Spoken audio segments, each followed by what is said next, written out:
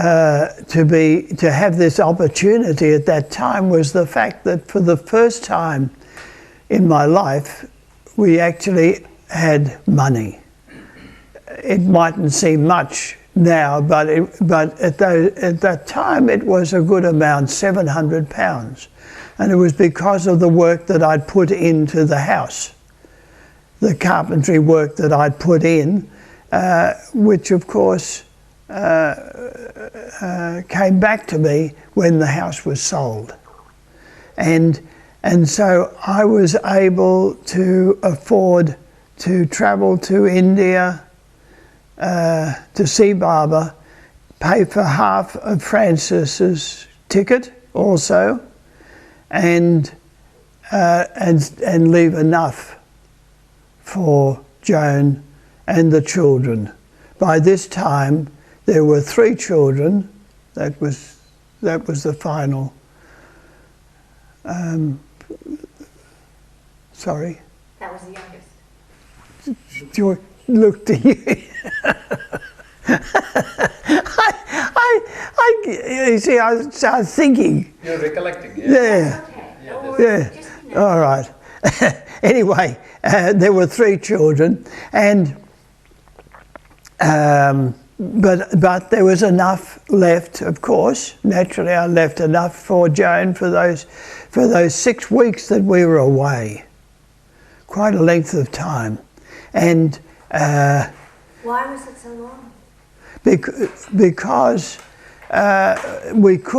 we worked out the costing that we could afford to fly over, which would minimise the length of time away, but we didn't have enough money to fly back, so we came back by ship, which of course was much cheaper than flying. And that's why it was a period of 6 weeks. And that, of course, also meant that the army was even more concerned about me going away for that length of time. The other interesting point that I should mention is that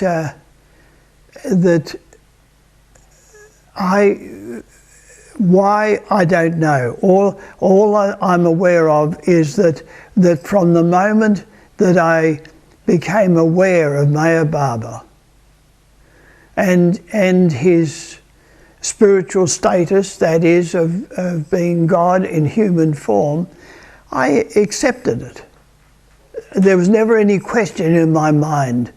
I didn't go, in other words, to India to verify whether he was or wasn't.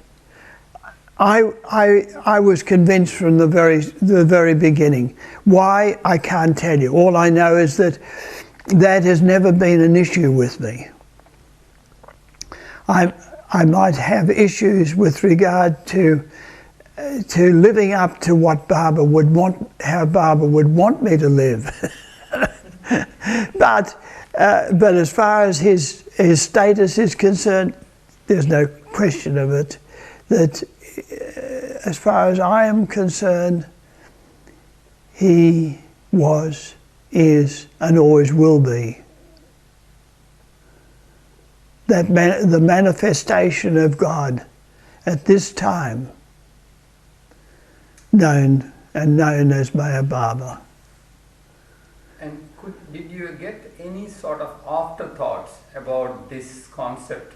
You instantaneously fell for him and you completely convinced that he's God or manifestation of God.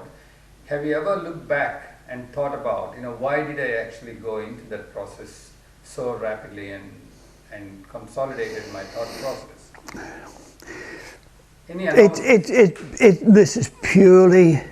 This is purely my, what could I say? Purely my speculation. For some reason, I have a feeling, I have a sense of having been something of a monk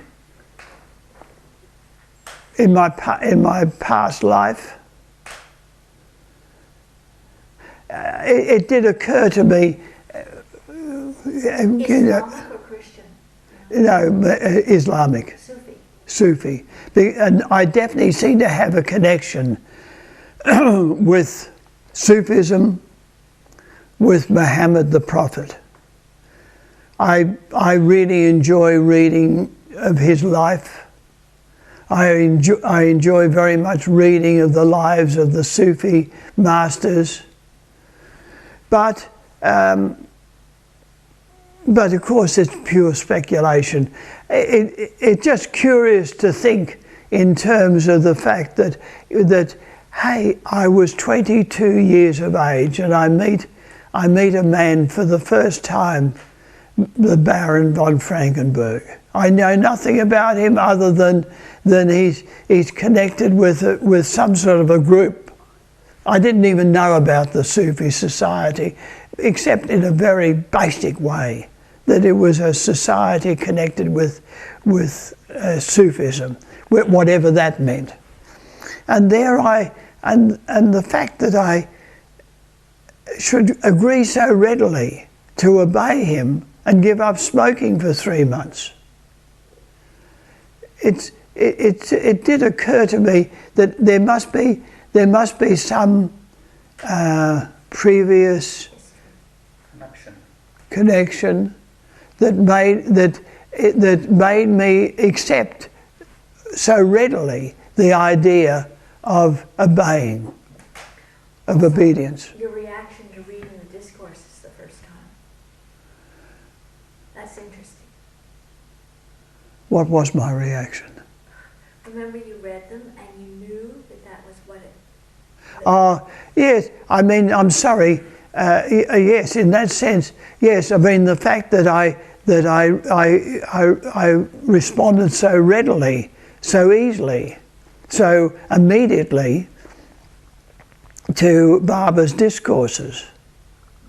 So what did you feel different and special from all the church going you had and all the preachings you had in the church between discourses and that?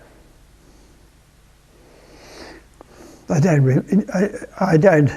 The authority. Because the only thing I can say is that this was immediate. This was relevant to my position in life, to this present age. The church and what the minister used to say about Jesus, about Christianity, was also remote. It's distant. It didn't touch me, whereas Mayor Barber immediately touched me. I immediately responded, and also, of course, the writings of Inayat Khan, who was a true saint, as I said, and although he was not perfect, and I don't refer to him now I don't read him now, but at the same time, at that time, it was what he said was extremely relevant to life and living, love for God. So could you absolutely. Sorry, Bill. Could you describe your travel from here to India and your feelings and emotions when you're touching India and about to see the man you instantaneously believed as God? Mayor Prasad, I don't remember. All I know is that you could say that I was in a state of inner excitement, of inner wonderment. The whole thing was so magic to me that all of a sudden that I was to actually see and be with this being that I just took as being, yes, well, he was God. It wasn't, yes. Were there any discussions between you and Francis about Meher Baba and his godhood, and did you actually discuss with Francis and discuss, oh, isn't he God? Don't you think he's God other than God? No,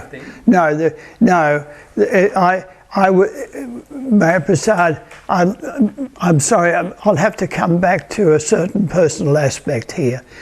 See, what you have to remember was that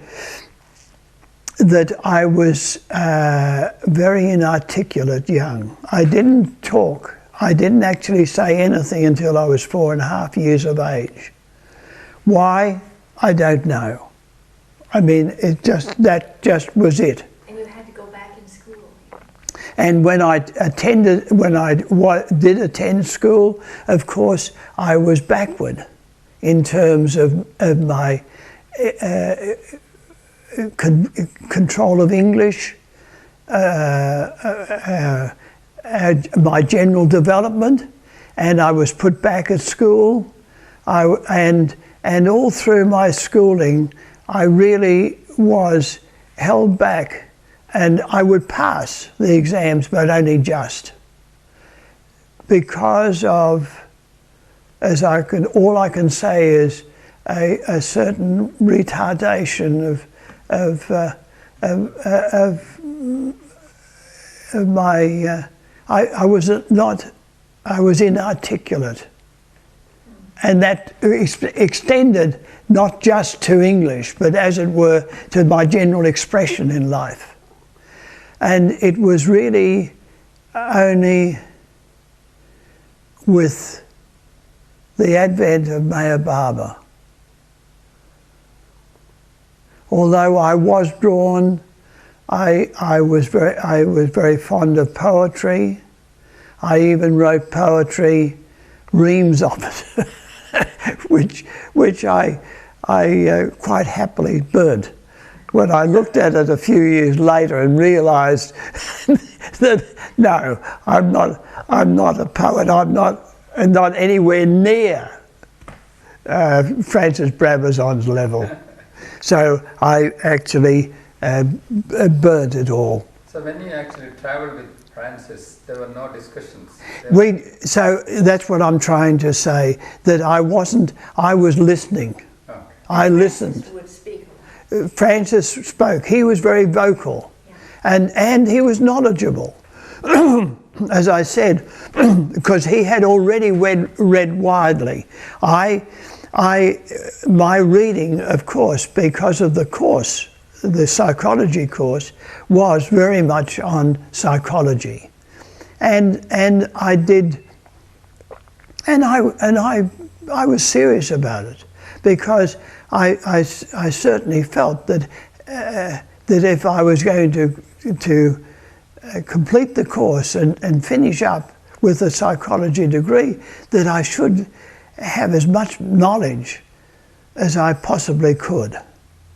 But my inadequacy, my feelings of not being prepared, of